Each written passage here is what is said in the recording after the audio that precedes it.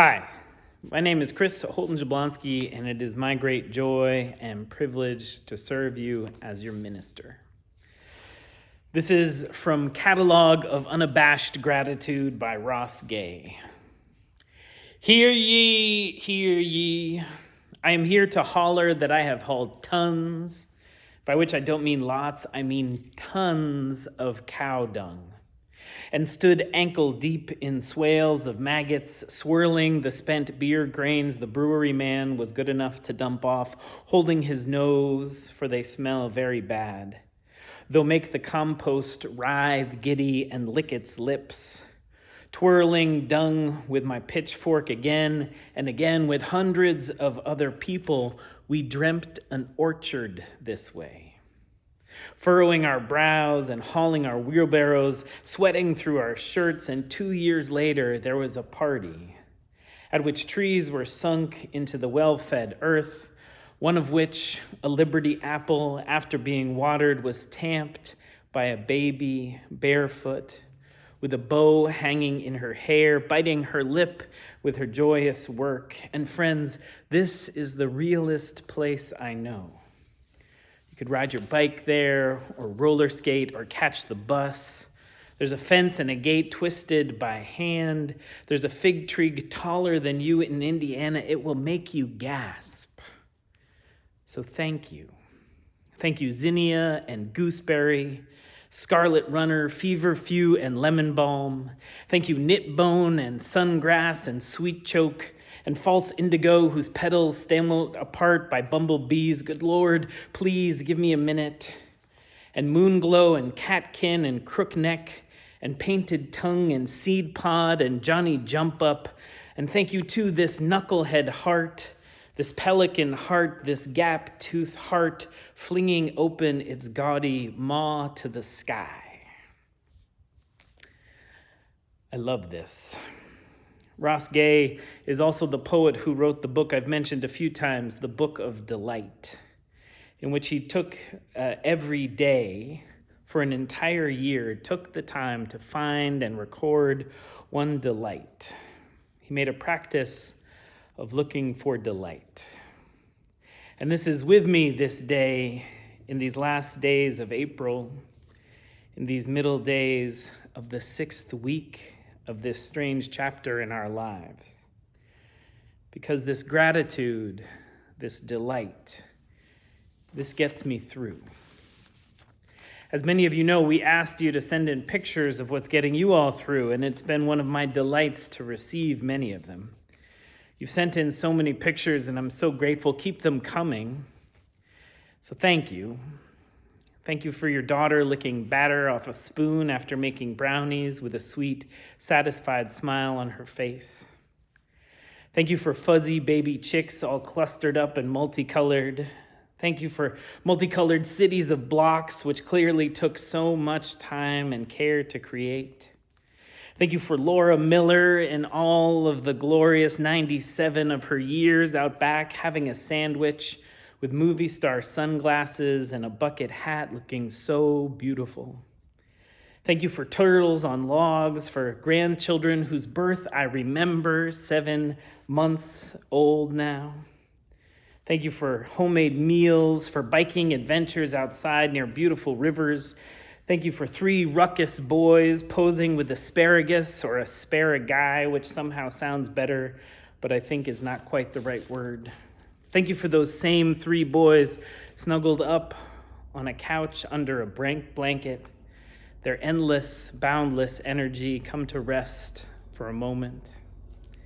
Thank you for granddaughters in pink dresses, one on a trike, one on a scooter, and the little stuffies peeking out of the trike storage bin.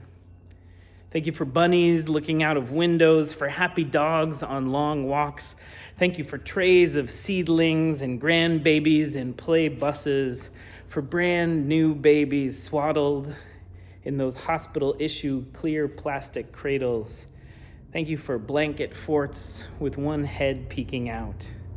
For homemade pizzas half covered in pepperoni. Thank you for 3 grandchildren freshly bathed, snuggled on grandma's lap for a bedtime story. Thank you for cooking projects and art projects, for long walks and sidewalk chalks, messages of hope and perseverance. Thank you for two boys taped together, and for the pleased parent who must have been at the helm of that masking tape, wrapping two small boys over and over, delighted. Thank you for bathtub mohawks, for two boys still small enough for a moment more to fit in one tub. Those are from all of you. Moments which you found, moments which you delighted in, moments which help you get through this strange and stretching time. Please send more. You can email them to me. And this matters. This time stretched out before us, weeks more, months more. It matters that we find moments of delight, that we linger our attention on moments of delight, that we drink them in and roll around in them. The difficult parts will still be there. All that is challenging and hard in this time will still be there, but we return to it a little refreshed. And so, in closing, a little litany, a little catalog of just some of my gratitudes in this strange and stretching time. Thank you for your eyes and your ears in this moment. Thank you for your mind and your heart completing this circuit, completing this connection. Thank you for rubber gloves and Clorox wipes brought to our eldest elder, to all those who care for her. Thank you for showing up in love for one another over and over. Thank you for the impossibly strong love of my wife, for her wisdom and beauty, for her cleaning, for her care. Thank you for our sweet fist bumps in passing, two soldiers in a foxhole, two farmers passing in the fields, two plate spinners, two magicians. I am so grateful to be on her team.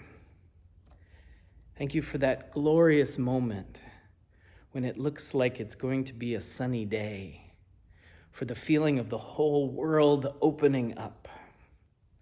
Thank you for the stand of daffodils and their explosion of color in front of our house. Thank you for so many of your beautiful faces, even in tiny boxes, even in Zoom, still connecting. Seeing you all making a way through fills me. Thank you for our neighborhood groups. Thank you for our small group ministries, for our support groups, for every way that we connect and gather and serve. Thank you for the poets and the prayers, for the grocery store workers and all of our healthcare workers, and for their families, for their children, for all our children, making sense of this time. Thank you for the blow-ups and the dust-ups, for the moments of despair, for everything which is true and real. Thank you for this strange and stretching time, for this opportunity to return and to remember. Thank you for this reminder of who we are and why we are here. Thank you for this difficult moment, for all that we are invited to learn. Thank you for coffee. Every single piece of the supply chain which brings those sweet, magical beans from those plants so far away to my cup every morning. Thank you for fresh carrots and crisp apples. Thank you for so many moments of beauty and grace. Thank you for this little camera in my phone, for this tripod, for this remote control clicker, now all a very large part of my ministry. Who knew? Thank you for unicorns and mailbags, for stories and questions, for all the ways we connect. Thank you for the twists and the turns, for all of the woven decisions on our end and yours, which have landed me and my family here with you all. Thank you for this moment, for you watching, for me speaking, for us together, building an orchard this way. This is hard, and we are making it through. Know what holds you, know what feeds you, and delight in it, exult in it, hold it close. Amen.